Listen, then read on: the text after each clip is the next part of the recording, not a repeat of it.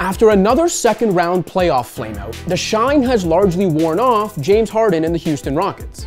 No matter how much wheeling and dealing former GM Morey did around his franchise pillar, the Rockets always fall short when it matters most, with 0 trips to the NBA Finals since the 2012 mega trade that pried Harden from OKC.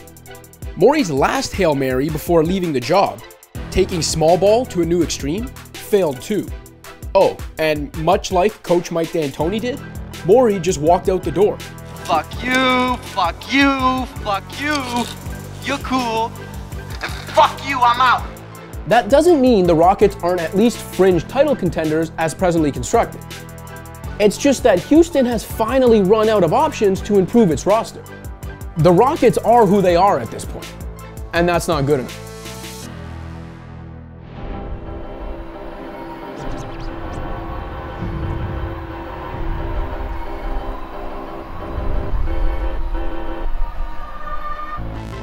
The fact Houston still fancies itself a contender begins and ends with Harden, unquestionably one of the greatest offensive players we've ever seen.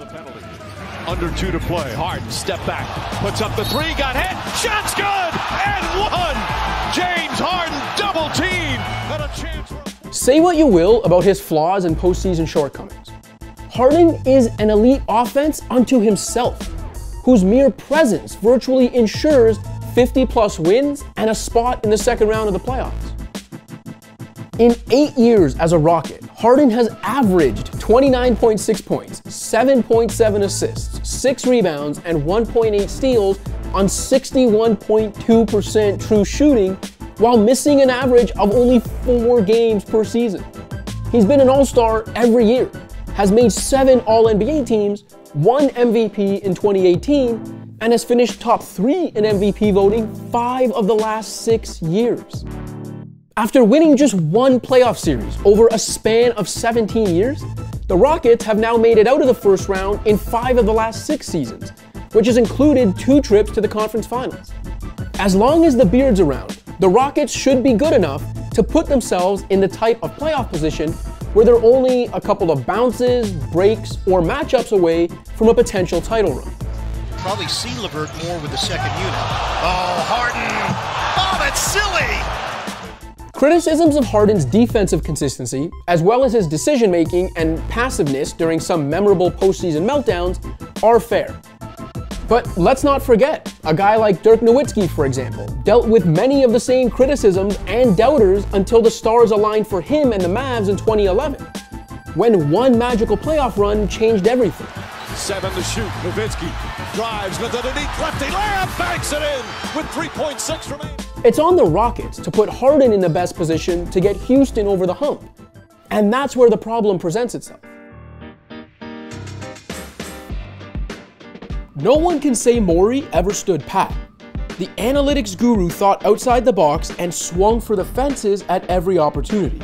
But after being influenced, at least in part, by Harden's unhappiness with Chris Paul, Morey and the Rockets turned CP3's burdensome contract into Russell Westbrook and his even worse contract in the summer of 2019, giving up 2 first-round picks and 2 more pick swaps in the process. A year later, Paul is one of the league's most sought-after trade targets following a resurgent season in Oklahoma City. The Rockets, meanwhile, are stuck with Westbrook. Now, stuck with might seem like a weird way to describe a perennial all-star coming off a season in which he averaged better than 27 points, 7 rebounds, and 7 assists. And Westbrook did spend a fair chunk of the 2019-20 season getting back to being the high-impact, rim-rampaging guard we all love to watch. Now to your back this time, to your set. Oh, Russell Westbrook!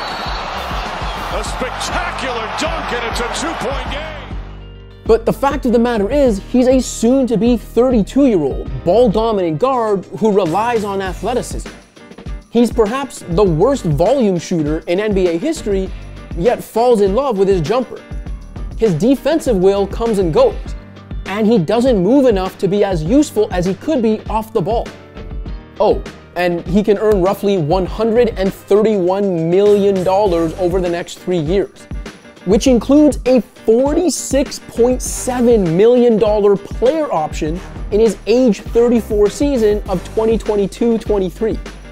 So yeah, the Rockets are stuck with Westbrook.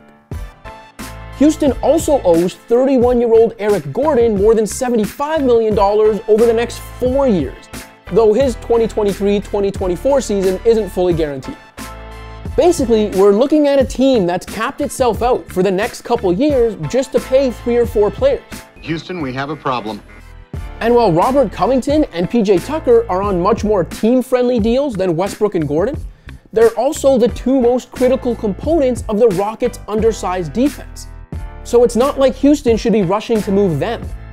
Look at the rest of the roster and try to find even one rotation player under contract or a young player with upside that would entice another team in trade talks.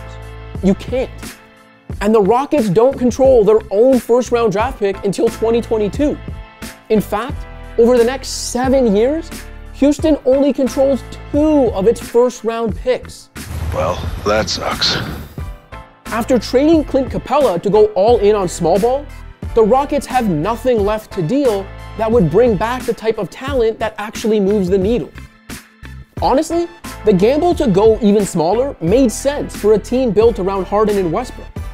And the Rockets even made it work for long stretches on the defensive end. But if there's one thing they should know by now, and something Warriors head coach Steve Kerr has no problem reminding the Rockets about, it's that you can't be completely one-dimensional in the postseason. Championship teams are capable of playing different styles and adapting over the course of a playoff run. Modern talent is too good, and the coaching and game planning too complex for even great teams to simply stick to their guns. Ask Mike Budenholzer and the Bucks about that. Oh, come on, that was uncalled for. The Rockets' next coach will have to figure out how to diversify a team built to only play one way. And we'll have to hope he gets a little more support from famously stingy team owner Tillman Fertitta than D'Antoni did. Fertitta's penny pinching, by the way, is another factor in Houston's inability to make a move. All of which brings us back to where we started, James Harden. The only significant move the Rockets can make would be to move Harden, which is something they very obviously should not and would not do. We think? It's easy for those on the outside to say teams should just trade a franchise star to kickstart a rebuild after years of playoff failures. But think about this logically. We're still talking about an in-his-prime superstar, the type of MVP caliber talent that serves as the base of title contention. You would be trading him with the hope that someone or something you acquire maybe turns into a player half as good years from now as Harden is today. Again, imagine if the Mavs had gone that route with Dirk sometime before 2011. Even as the postseason heartbreaks pile up, there's an argument to be made for keeping good teams on the cusp of something together and seizing on the opportunity to add talent when it arises. Unfortunately, for the Rockets, it's unclear how that opportunity will arise anytime soon. The franchise has backed its way into a corner where the only move left to make is the one they never should.